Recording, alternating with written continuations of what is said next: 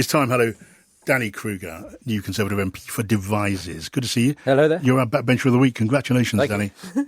Now, look, you're a new MP, but you're not new to Westminster politics. You were David Cameron's speechwriter, weren't you? And you were a close advisor to Boris Johnson. Is becoming a backbench MP a step up or a step down? Oh, it's a step up for me personally. It's amazing. And I had a sort of backroom job years ago when David Cameron was leader of the opposition. And then I went away for 10 years and I ran two charities working in prisons and with young people, and then came back first as a civil servant and then into number 10 under Boris. And I mean, it was a privilege to be in there. But no, the great privilege is this job now. You know, I'm one of many, but I represent an amazing constituency.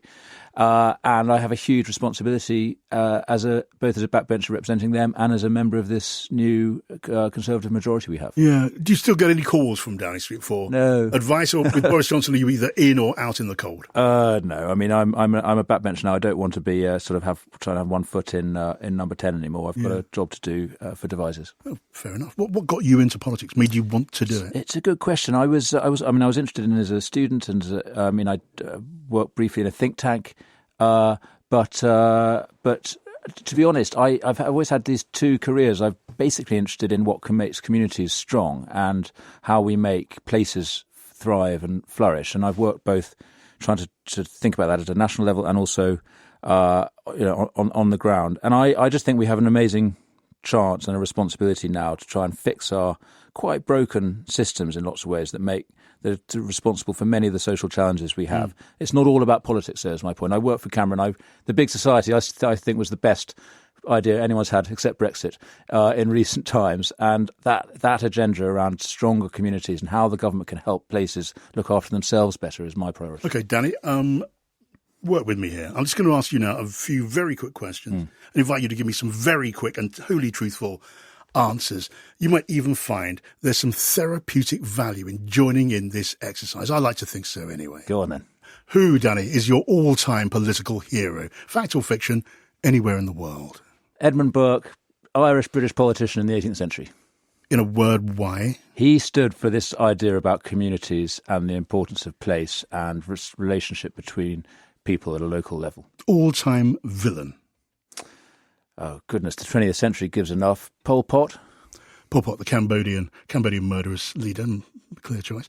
Now, you wrote the speech for a compassionate approach to crime. You helped write that speech for David Cameron. It became hugger-hoodie in tabloid headlines. What did you learn from that in a nutshell? That you can only get one idea in a headline. So we were saying two things. One, let's be tough on crime. But secondly, let's be generous to people at risk of crime. And once they've done their time in prison, let's look after them.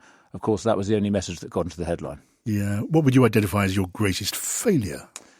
Oh, I've failed a lot in supporting people, working in prisons, failing to help people fix their lives, having a hubristic idea that I could save people. And, it's just hard. So I haven't done well all the time. OK, your greatest moment of political triumph?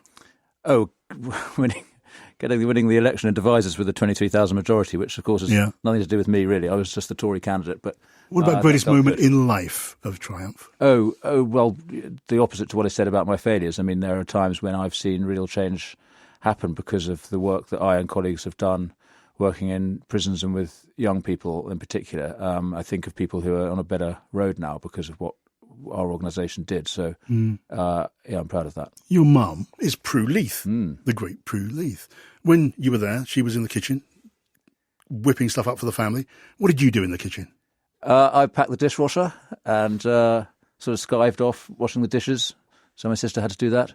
What do you do now in the kitchen? I'm the cook in our home, yeah. I'm not great, but I'm better than my co-pilot. What's your best she dish? Would admit. What's your signature dish? I could cook a decent chicken pie sometimes. That's quite a skill, pie. You got me onto one of my pet subjects. It's a good BBC recipe, actually, that I follow. Yeah. Danny, you went to Eton College. What is the value, in a nutshell, please, of a school which charges very high fees and makes its pupils wear tailcoats in modern Britain? Well, it's a very good question. I think we've got a big challenge ahead of us, how to reconcile the enormous privilege that many people have and get a head start in life like the one I had. I just want to see it spread much more widely. That means improving state school standards, but also integrating our system. I think it is unfortunate that we have this effective apartheid, and I don't think we should be abolishing private schools as Jeremy Corbyn wanted to do. I think we should be spreading the benefit that these amazing institutions have. In the case of Eton, it's got huge wealth. It is very generous in terms of it gives out enormous numbers of free places to people. But we need to open these schools up. And Marlborough College is a private school in my constituency, which has an amazing record of opening up its facilities and making sure that it benefits all the schools of the area. I think there's a big change that needs to come if these schools are to justify their charitable status. I think we need to do a lot more in that direction. Okay, we could talk for 25 minutes on that. I can think of someone who might disagree with that. He was sitting in that chair you were sitting in just a second ago, Len McCluskey, Yes. but he's gone. These guys are here. I want to open it up a little bit. Shazia, what would you want to put to Danny? I don't know. Can you bake cakes? Do you think?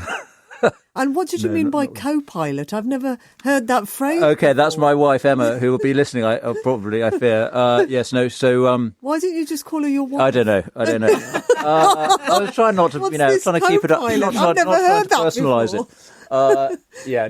The question was who does the cooking, and it's me. Yeah.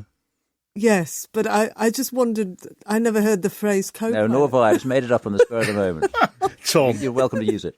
Are you as hungry as us irritating journalists are for this myriad of different answers to the million different questions that the government has got to answer in a very short order? Sorry, I didn't catch your question, Tom. There are lots of questions about Brexit, about trade deals, about New Britain post-Brexit that the government haven't answered at all yet. Yes. Are you as hungry as we are to get them, or do you think it's all going to fit into place nicely? Well, I think they'll come in due order and at the right moment. I mean, there are these complicated questions, but they have to be done properly. I mean, I've been discussing this morning. There is a discussion going on there that has to follow some particular processes. There's a small number of people looking at the paperwork, looking at all the different choices there, and I'm confident that the right decision will be made in due course. We can't all anticipate those discussions or demand they come out sooner than the government is ready for them. But we're going to get decisions on that. We're going to get a decision on HS2 very soon. And yes, I mean, there's a lot of critical decisions for our country that need to take place. Parliament will discuss them. And I feel confident we'll hear about them in the right order. Do they all have to be done in 11 months? This is the thing. There's an awful lot now has to be decided that will map out the next 20, 30 years of the country. Can we not take a little bit longer? Maybe 20 months? Well, 30 months? these things are not going to be set in stone even by this December. But there is every chance and every reason to expect that we can sign a trade deal with the EU in the course of the next 11 months, because we're already starting from a position of total alignment with them.